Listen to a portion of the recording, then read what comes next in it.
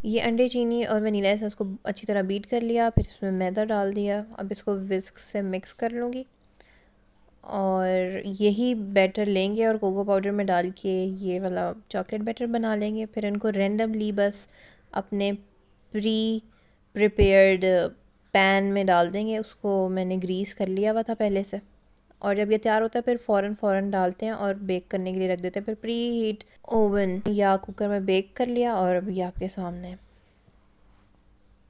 जब बेक करते हैं तो फ़ौरन नहीं निकालना, थोड़ी देर के बाद निकालते हैं वरना ये टूट जाता है। अभी भी ये गर्म था लेकिन रूम टेम्परेचर पे था।